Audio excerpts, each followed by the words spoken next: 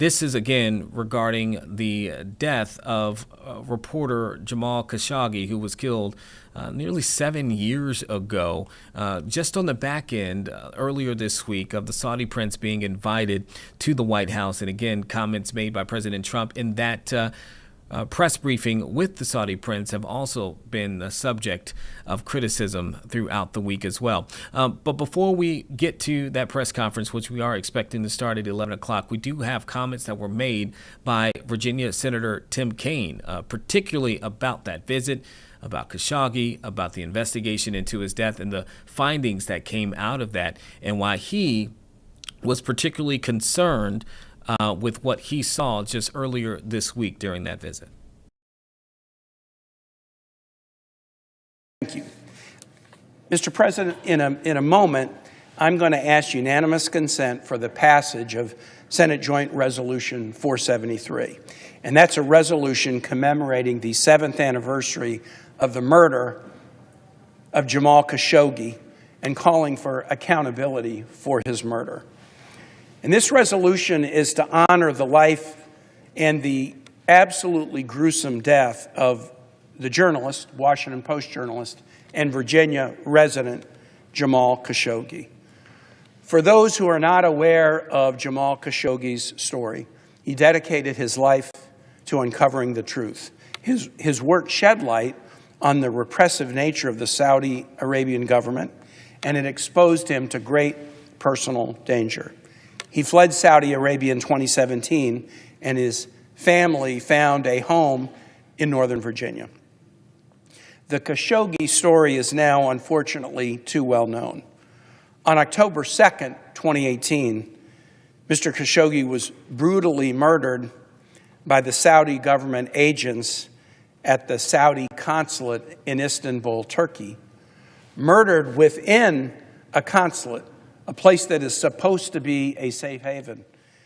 And his body, by all accounts of U.S. and other intelligence, was dismembered by those Saudi agents within the consulate. Mr. Khashoggi was not killed because he committed a crime.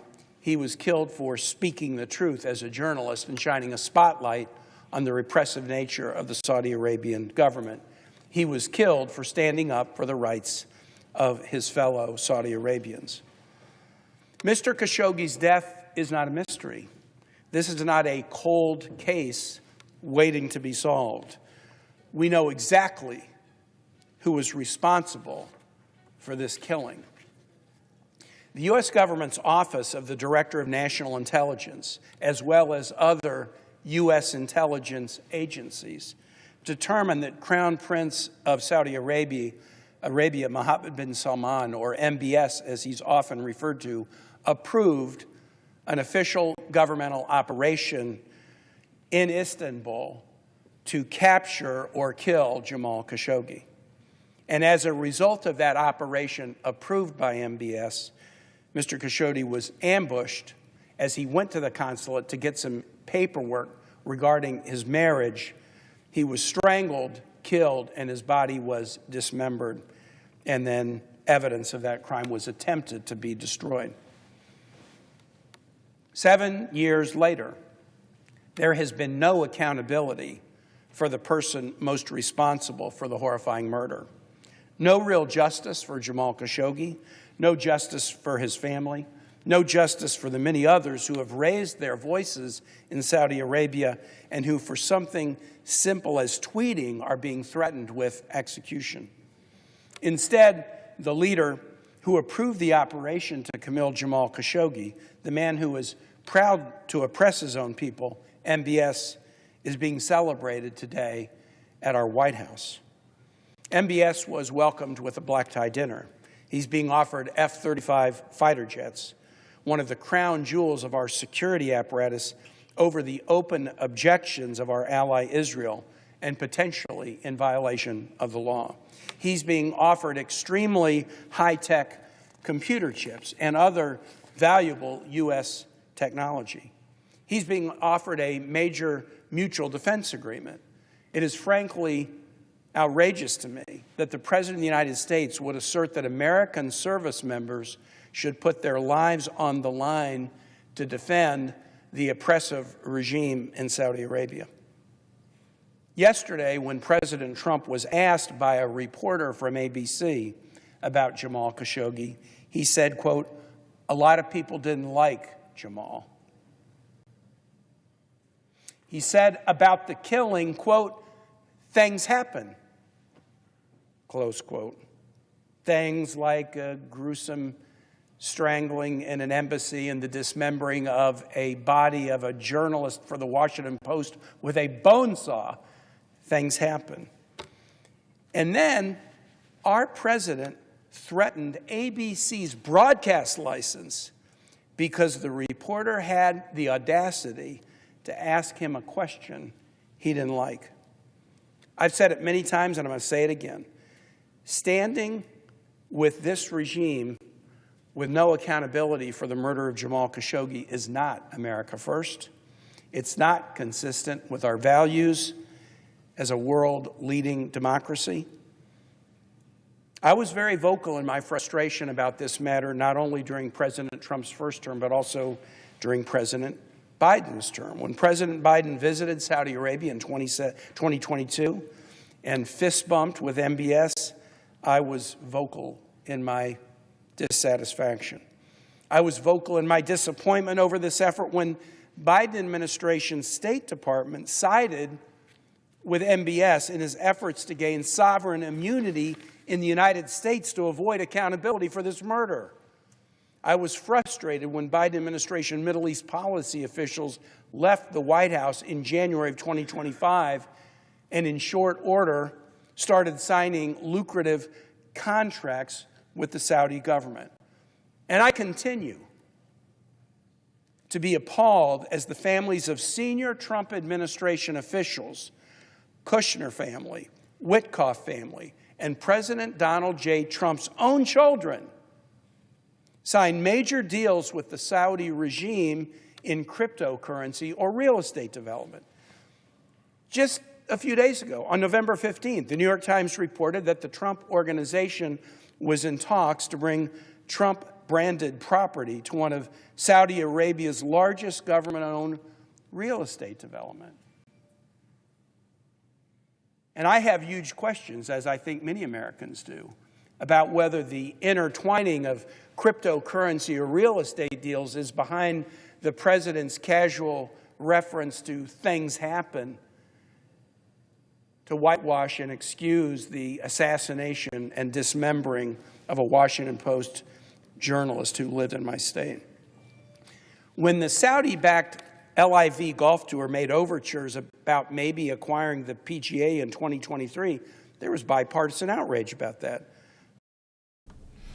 Okay, you were listening to statements made by Virginia Senator Tim Kaine on the floor, and he is obviously talking about his concerns about a recent meeting this week with the Saudi Crown Prince, particularly following the death of reporter Jamal Khashoggi 7 years ago. And right now, outside of the Capitol, we are about to hear from Khashoggi's wife, and then also, again, the congressman we introduced to you earlier, Congressman Eugene Vindman, also of Virginia, holding a press conference with their own questions and concerns. So let's go to that at this time. It would be shocking. All week, I've urged the president to release a transcript. Yesterday, I sent him a letter with 37 of my colleagues demanding the release of the transcript. I'm honored to have Ms. Khashoggi with me today, standing by my side as we remember her husband and call for transparency and accountability. We will continue pressing for the release of the transcript so the American people understand the truth. Our intelligence agencies concluded that Crown Prince Mohammed bin Salman ordered the murder of Ms. Khashoggi's husband. When a president sidelines his own intelligence community to shield a foreign leader, America's credibility is at stake. The Khashoggi family and the public deserve to hear the truth. We need straight answers about this conversation. We need the transcript. Once again, I'm calling on the president to release the transcript of this call. I'm now honored to introduce Ms. Hanan Khashoggi, the widow of Jamal Khashoggi, a native of Cairo, Egypt.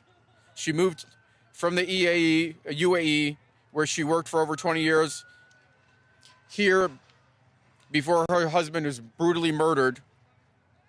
On July 20th, after 2 years of harassment and detainment, Hanan fled to the United States to claim political asylum. With the help of the United States Congress, she was able to get her work permit and was granted political asylum in December of 2023. She now resides in Arlington, Virginia. I will now turn the floor over to Ms. Khashoggi, and thank you for being here.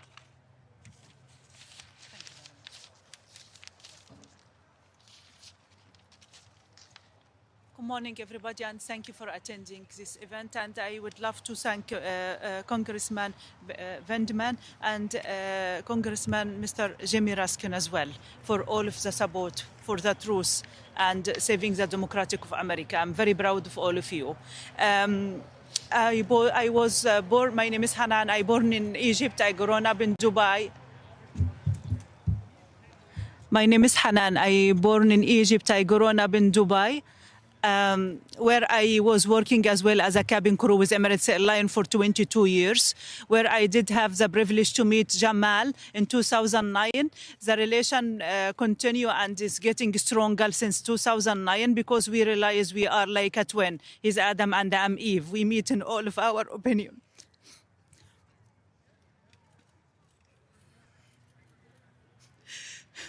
In 2016, Jamal Khashoggi was giving a speech via Zoom, and the Saudi authority did not like it. They decided to put him under house arrest. I start to object in my little capacity in my social media, speaking to different Arabic journalists to speak up and release Jamal because I do believe strongly in him.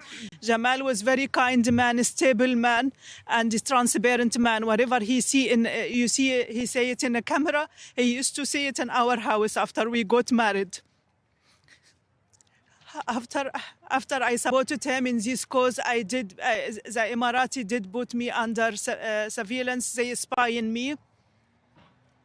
He managed to flee to America in 2017 and live in his apartment here in Tyson Corner. And he asked me to visit him. I managed to visit him in his birthday in March 2018. He proposed to get married to me, and he put the ring in my hand for engagement. And he told me, I might be a curse in your life, Hanan. I didn't know it will happen later on, and my life it will be thrown upside down. We continue in our relation, going back to Dubai to resume my work. The intelligence of United Arab Emirates was waiting for me, detained me, interrogated me, and questioned me for 17 hours all about Jamal, and assuming he have a network to change the throne in Gulf area, which is not true. We got married here in America, in Alexandria in June 2018. And we decided to build a life and to be away from all of this polarization in Middle East. But I encourage him to continue the way he are, supporting democratic freedom and the good future of the Middle East, especially to Saudi Arabia. They have the resource to develop. And I did not know this will backfire in him and getting a gap between him and the Saudi authority bigger. And last time we met, it was September, a few days before he fly to Turkey. He was supposed to visit Istanbul, Berlin, London, to buy apartment in Turkey, for he can get a citizenship and he can get some kind of medical insurance as well, because his health was going down. Jamal was suffering with a lot of medical condition before he left us. I did not know ever, and we never did assume they will take his life just because of his opinion. Jamal Khashoggi was very stable man, very kind man, and he met with different people, different background, and I promise you, you will walk away with a smile. This is the kind of Jamal Khashoggi. I heard this week something very disturbing me from President Trump about my husband. He's controversial and he's unliked. I would like to tell Mr. Trump you're expressing someone else, not Jamal Khashoggi. Jamal Khashoggi was most stable man. He was a role model to represent us as an Arabic and Muslim, and he accepts everybody regarding your ideology background as well. They try to paint him like he's a friend of Osama bin Laden or his Muslim Brotherhood, and all of this excuse. This not excuse to take his life away. There is no justification to kidnap him, torture him, and to kill him and to cut him to pieces. This is a terrorist act. What they did, this is 17 months in behalf of the order came from the Saudi authority. It's a terrorist act. And I try to take action. Even I'm standing alone. I'm trying to take action in different countries, which is I land because I have a privilege as a cabin crew. I land in these countries when I was under surveillance. After I fled to America and we discovered they spy on me since 2017 with different spy material, including the Pegasus and Celebrate as well. We try to take action against this. I'm starting legal action in France and in UK as well. I'm looking for a brave lawyer in Turkey as well to assist me. And thank you for listening. Thank you very much. You're not alone. I want you to know that you're not alone. Thank you. Thank you. And I'm seeking the help of Mr. Congressman Vindman and Mr. Jimmy Raskin. I insist to get this content of the conversation between President Trump and Crown Prince Mohammed bin Salman to stand with the truth. I need to know that what is the truth in this conversation. And I would appreciate if you try as much you can to save the democratic and the freedom to press and speech to America. Do not be copy of Middle East dictator country. We look to you here as a role model of modern civilization. Please maintain it. Thank you. Thank you. Thank you so much.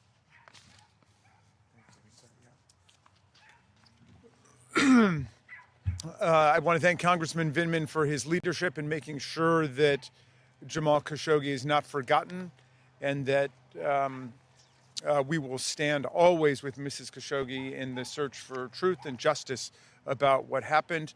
And Mrs. Khashoggi, I want to thank you for your zealous conviction to make sure that the truth comes to light. This has been a week of absolute disgrace and shame in the nation's capital as Donald Trump honored and embraced his business partner, the homicidal crown prince of Saudi Arabia, Mohammed bin Salman. And we have seen, even in this degraded administration, a week of absolute moral and ethical collapse when an American reporter posed the question about what would be done with respect to the vicious assassination of Jamal Khashoggi. Donald Trump reprimanded her for her insubordination as if she were a member of the U.S. Armed Forces, and then proceeded to say, as Mrs. Khashoggi said, that her late husband was controversial. There were people who didn't like him. And then with respect to the assassination, he said shamefully and scandalously, things happen. Things happen. Let that sink in for a second. Everyone knows the truth. Following up on Mrs. Khashoggi's point, it can't be said enough. Jamal Khashoggi was an American journalist, and he wrote for the Washington Post. He was a critic of the brutal human rights violations and repression taking place in Saudi Arabia.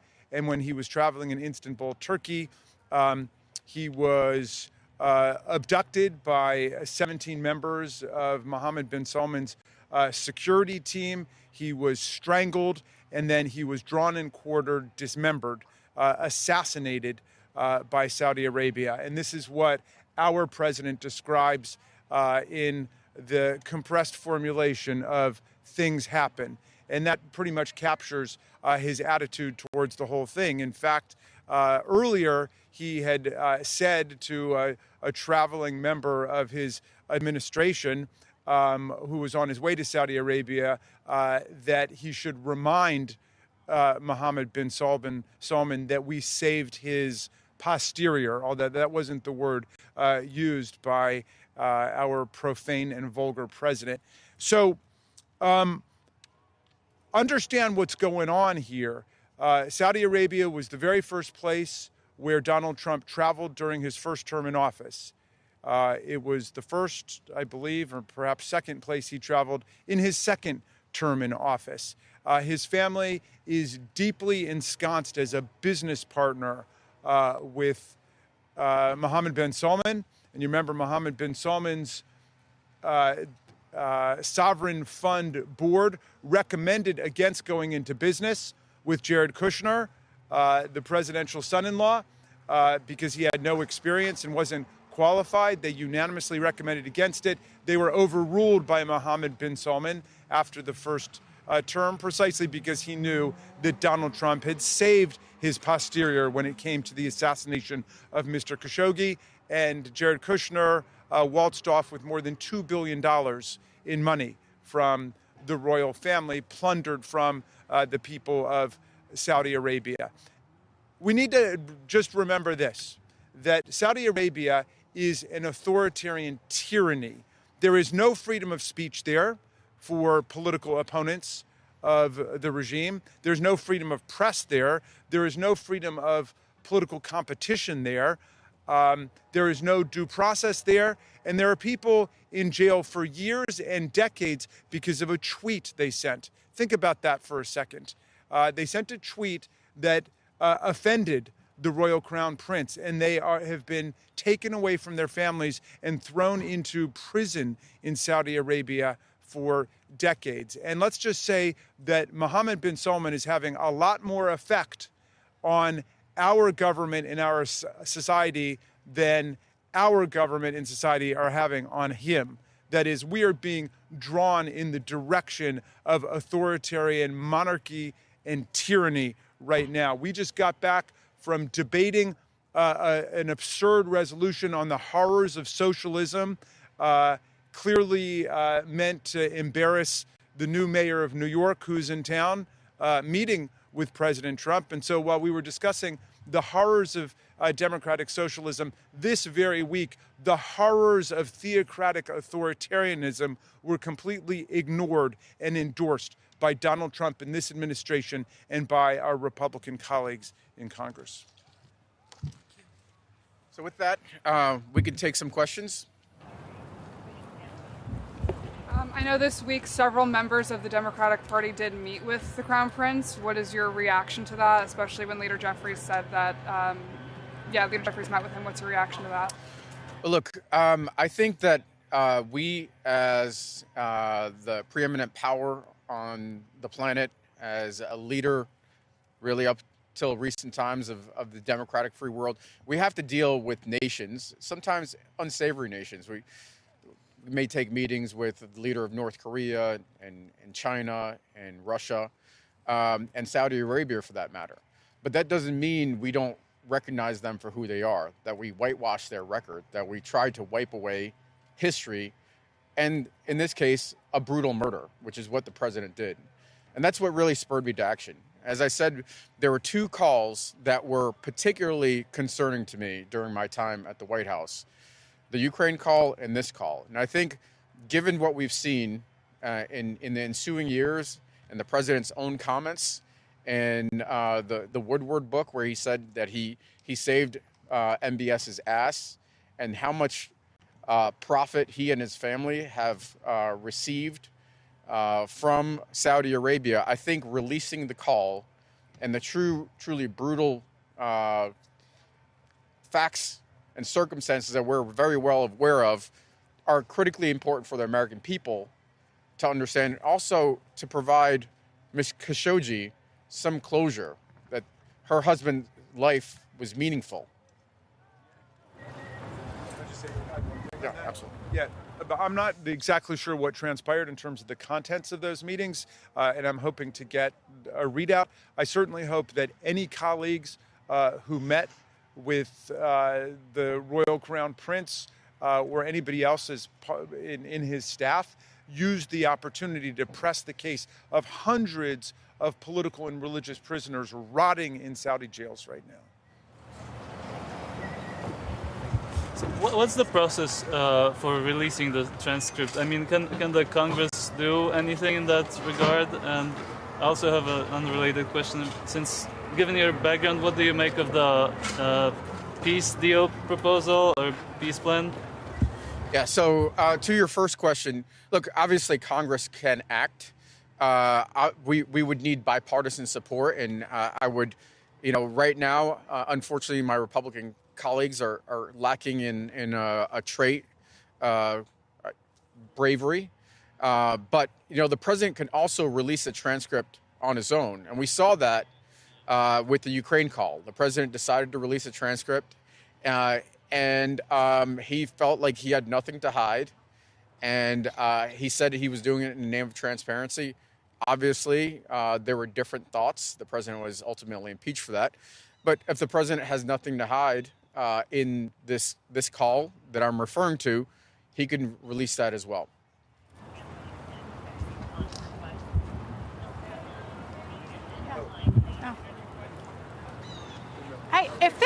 I want to ask, if this transcript is not released, are there other types of interviews, pieces of information, other ways that you could kind of glean more about the relationship between the president and MBS?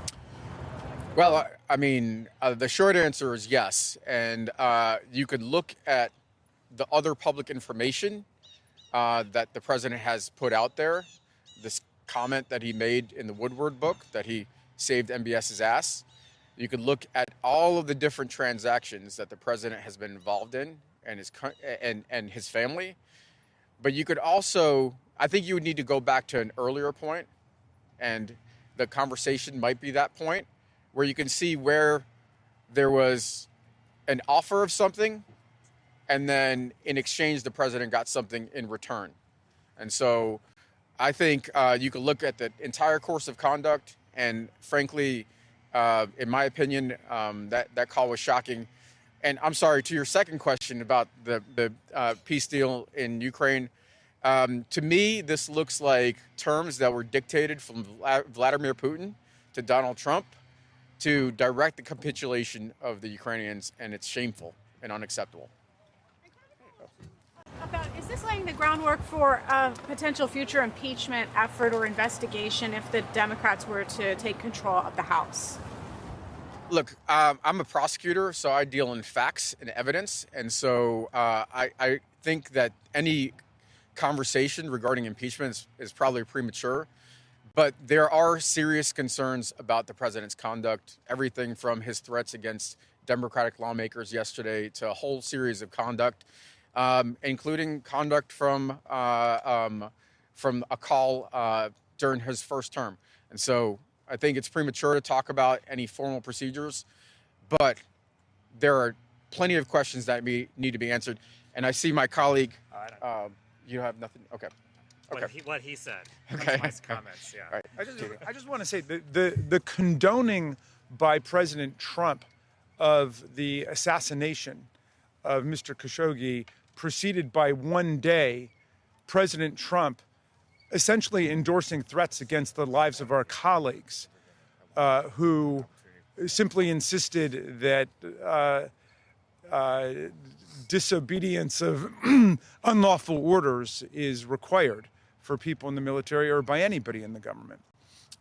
So we cannot allow a situation to develop where the President of the United States is condoning and signaling the acceptability of assassination of foreign leaders or leaders in America. I know you can't say exactly what is on the call due to classification, but can you be at least general about why the call was concerning to you? Just give us anything more specific than just saying that it's shocking. Well, look, I think I've been specific in describing the facts and circumstances, using the terminology of quid pro quo, the ensuing benefits that the president reaped. That's as specific as I am prepared to be. I think we need to demand that the president be transparent, that he release the call transcript, that he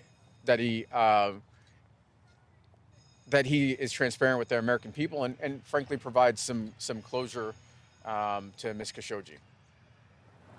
So I think we'll wrap it there, and I just want to say thank you again for being out here, for being brave, and for continue to fight for your husband.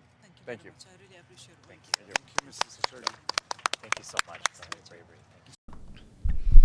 You were just listening to lawmakers, including Virginia Congressman Eugene Vindman and the wife of slain journalist Jamal Khashoggi there. And when we were going into this press conference, some things that are important to keep in mind as you just listen to what they say. Vindman has a little bit of a back history, right? He is a Democrat out of Virginia, but he released a letter yesterday alongside 37 other representatives demanding that President Trump release the full transcript of a 2019 call with Saudi Crown Prince Mohammed bin Salman, who, again, we said was visiting the White House just earlier this week, and that call coming following the murder of journalist Jamal Khashoggi. Now, Vindman, who was at the time a National Security Council deputy legal advisor, says that he reviewed the transcript of the call and says the American people and the Khashoggi family deserve to know what was said. That's what you were listening to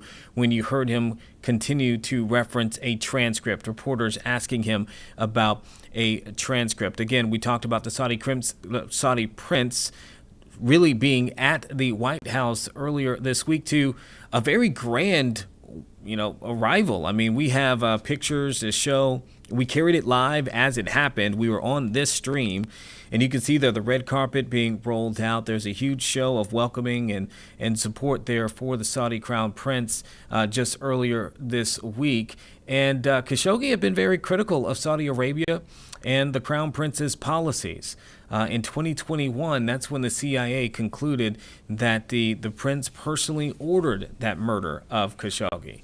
So that is kind of the background. The Crown Prince has repeatedly denied the accusation. However, we were able to get video of the moments in which reporters in the White House, when the two were together with the president and the Crown Prince just earlier this week, again, were having their meeting. They were allowed questions to be asked.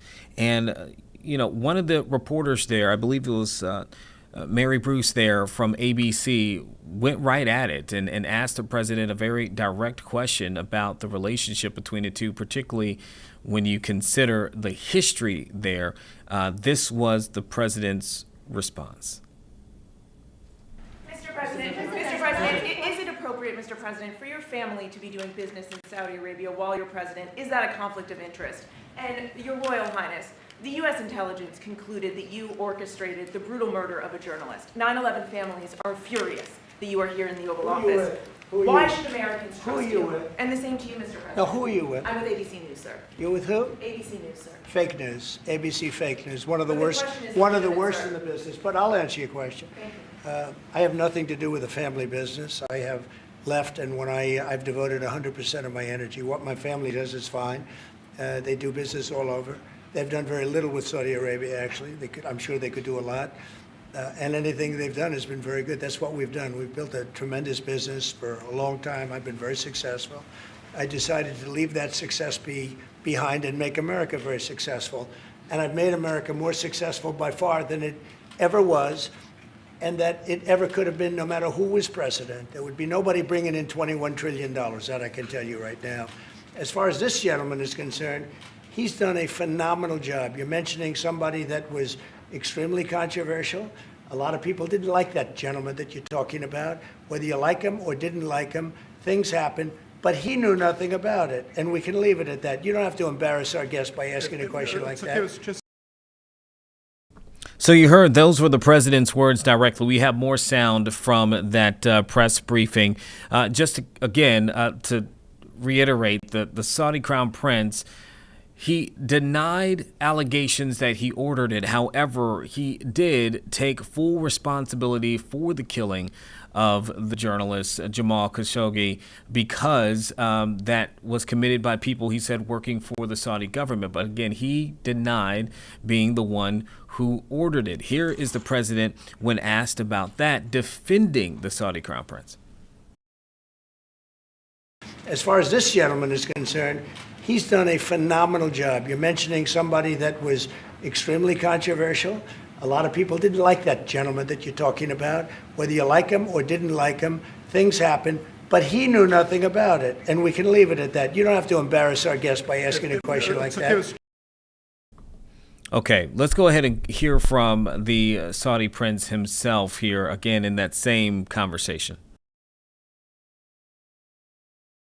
About the journalists, it's really painful to hear, anyone that been losing his life for, no real purpose or nothing illegal way, and it's been painful for us in Saudi Arabia. We've did all the right steps of investigation, etc. in Saudi Arabia, and we've improved our system to be sure that nothing happened like that, and it's painful and it's a huge mistake, and we are doing our best that this doesn't happen again. Okay, so that kind of sets the stage again for that press conference that you just heard live, in which you were listening to a congressman out of Virginia and then also the wife of Jamal Khashoggi speaking about their concerns and their calls for the releasing of a transcript that reportedly took place, a call that reportedly took place in 2019 between President Trump and the Saudi Crown Prince. They believe that that should be released to be made public so they can know what was made on that call.